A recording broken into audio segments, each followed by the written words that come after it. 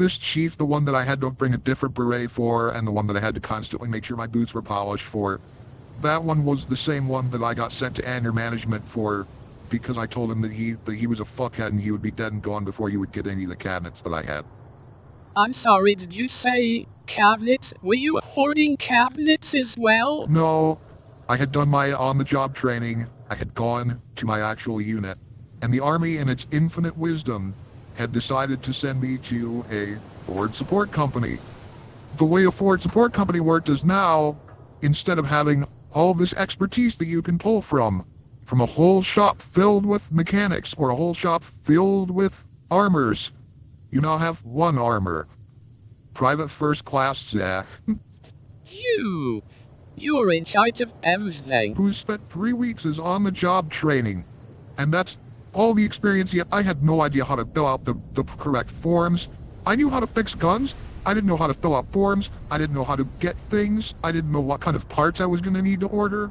Okay. And they basically went, figure it out.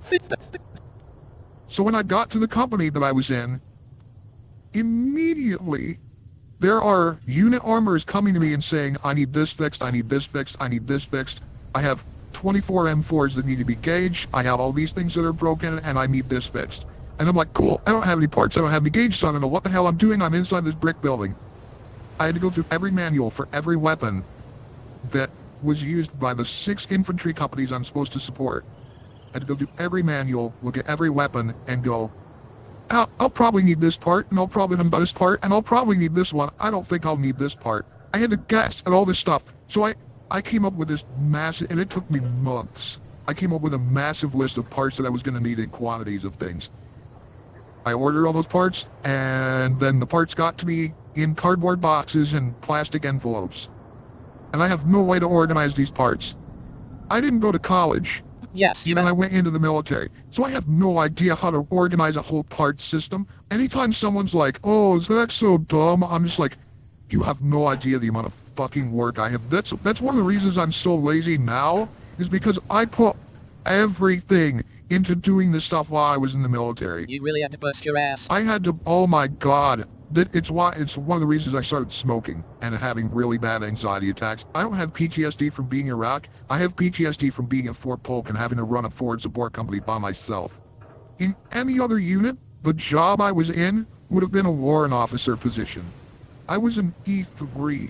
Oh, you weren't even an E4 yet, you were just an E3. I was an E3, holding the position of a warrant officer. I was like, well, I don't know, I guess I could fix these guns for you, but I mean, really, you're supposed to do this paperwork. And then eventually got to a point where I was just big, bad, angry Zach, where I was just like, no, you can go fuck yourself, Sergeant, I'm not fixing any of your shit, because you don't have the fucking paperwork.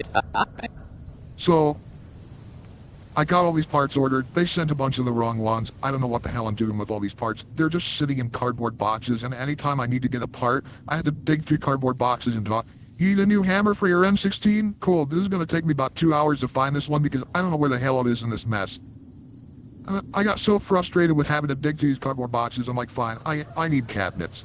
Did you purchase these cabinets with your own funds? No, I purchased them with the funds that was allotted to our unit for that fiscal year. Okay. I ordered these cabinets. Cabinets get sent to the wrong company.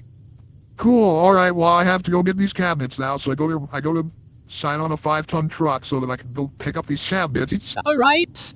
The way more involved than I thought. I feel like I have to tell you all the effort that went into these cabinets so you can understand why I did what I did. Okay.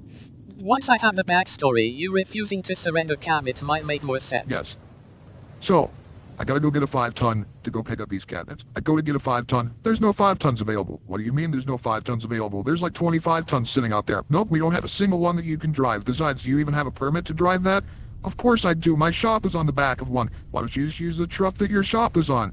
I can't do that because the shop weighs 7.5 tons and the cabinets don't fit in the door of the shop that's on the back of the truck. Well, we don't have any trucks for you to use. Fine. So I walk a mile down to Bravo because if I drive my car down there and I get a truck at Bravo Company, then I'm gonna have to drive the truck back and You walked down to Bravo Company where the cabinets were delivered because you figured maybe they had a truck you could use. See, they had a truck I could use. They have a truck. Hooray! Thank you. Thank you for being nicer to me than my old company will. Clementine will remember this. I find someone with a forklift to pick up the cabinets and put them in the bed of the truck. I drive the truck back to my motor pool. I bring them outside my office. We don't have a forklift. Now the cabinets have to come off the truck. I had to get like 20 people to help me pick up these cabinets and put them on the ground outside of my shoppies. Now I have to figure out how to get them in my shop. They don't fit in the door. No. Well, actually, I'm sorry. Let me rephrase that. They fit in the door, but only if I take all the drawers out. Okay, so I lighten them up somewhat. that's better anyway, because you're gonna move the cabinet anyway. Why not take out the drawers? Take all the drawers, get the cabinets put in my shop. They got nice little drawers in them, and I can put little thing. It's like the inside of a taffel box in these cabinets. You pull the drawer out, and they got a bunch of dividers in there, and you just put the parts in it. If I needed a part, I could look at the list that I had made on my own personal computer, on Excel, on the massive 300 plus page document that listed what the MSN for the part was, what the name for the part was, how many of them I had, and what drawer and slot they were in. You went so far above and beyond what was expected of you. If you had a chance to go back in time, would you tell yourself not to give so much of an effort? 'Cause you worked your ass off and you never even made the rank of sergeant. Yeah, if I could go back in time and talk to you past me, I would be like, look, just don't do anything, brush it off. Maybe if you're lucky, they'll send you to a not forward support company because they'll think you're unreliable. If you keep working this hard, they're gonna find you irreplaceable. They're never gonna promote you. You're stuck. Be a lazy piece of shit. I started doing that towards the end of my military career. I just started being a lazy piece of trash and I didn't care anymore. Anyway, If only you had started earlier. this is great. I finally have organization for all my parts. It only took you 4 weeks to get this set up. 2 months, and then probably another 3 weeks after that, getting all the parts put into all the bins and organized by like size and what weapon system they go to. Top drawers for M9 parts, second drawers for M4 parts, next drawers for M4 parts, drawer after that is M16 and 249 parts. I finally have my full bench stock list on a computer. Everything is available. Someone can come in and say, hey, the spring broke for my M16, and before they finish with the sentence, I can say, excellent, I have 6 of them, here is your part, sign here, here, and here. And everything will work smoothly like clockwork. I can't even tell you how happy I was with this setup. And then Chief came into my shop and looked lustfully at my cabinet, and his heart, yea, it was filled with avarice, Avarice? greed. Ah, yes. Hey, half-beat of that cabinet. Give them an accent. That's how we talked. He referred to everyone as high speed and he talked with a really bad lisp. Ah, okay. Them 3.5 cabinet. Yes, they are, Chief. It took me a long time to get them. I remember I put the order in. Yeah. It took me a long time to finally get these in here. But the real not cabinet half-beat, I think I'm gonna need them. No, Chief, I just ordered these cabinets. I need them. I have all my parts in them. Half-beat, I'm gonna need them cabinets to put Humvee part in. The Humvee parts aren't gonna fit. Yeah. Doors are too small. Humvee parts. Mm, So it ended up devolving into, from a conversation of, no, Chief, you cannot have these cabinets. I just ordered these. I need them. Into, Chief, you can go fuck yourself, and I'm gonna punch you in the goddamn face if you don't get the fuck out of my shop. I think maybe we've missed a step or two here. Eventually, it resulted in me calling him an idiot and telling him that he would be dead and gone before he would ever lay a fucking finger on any of my cabinets. I feel like there might be some fallout. And he said, we'll see about that, high speed, and walked out. At which point I grabbed the pencil mount for a 50 caliber machine gun and threw it through a metal wall locker. I shot-putted a 6-pound chunk of metal so hard into a metal cabinet that it punched a hole through it. So you damaged your own cabinet that you just received. Oh no, this was a different cabinet. This was just like a metal wall locker. Okay. Did anybody see you do this violent act? Yes. My squad leader came to talk to me and he said, you should not have done what you just did. And I said, oh gee, no shit, you fucking think? See, at that point where you know you fucked up and you're just wondering what's happening now. I had to go talk to the company commander. I got chewed out. When I came back, my cabinets were gone and all my parts were on the floor. In cardboard boxes. Okay, alright. See, I had to order more cabinets. As it turns out, what happened was better than I ever could have imagined. They sent me to anger management.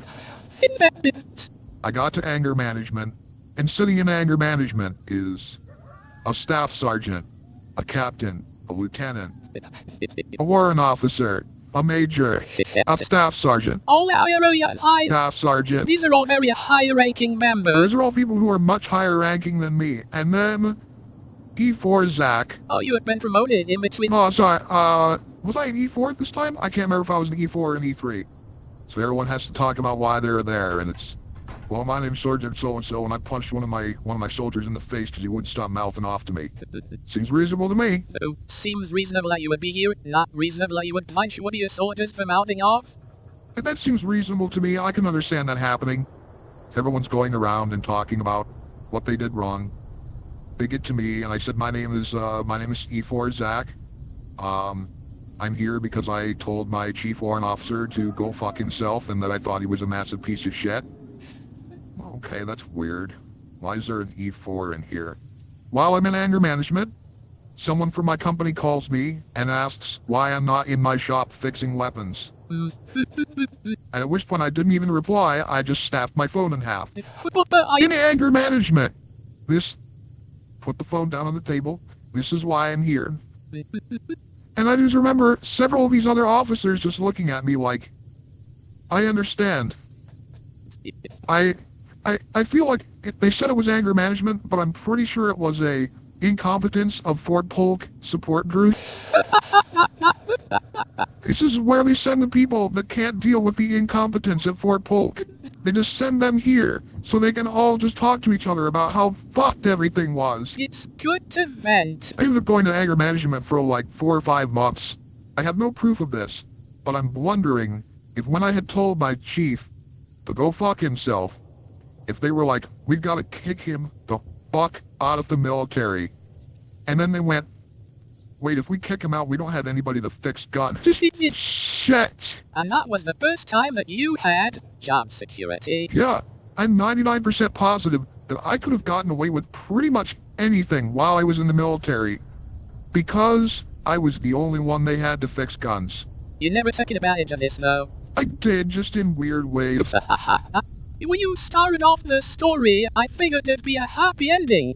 You made a spectacle of yourself, damaged some machinery, and he said, whoa, okay, you can keep them, and walked away. No, you had to get new cabinets, you had to order a second pair of cabinets. Had to order a second pair of cabinets. Fortunately, these ones actually showed up at my motor pool. Well, that's good at least. But I still didn't have a forklift to take them off the back of the truck. Oh boy, many hands make light work. Yeah. Well, on the plus side, though, when I would go to anger management, we would do relaxation techniques, and I would get to fall asleep. So sometimes anger management just meant nap time. Go with the way. I have this story had a happy ending after all.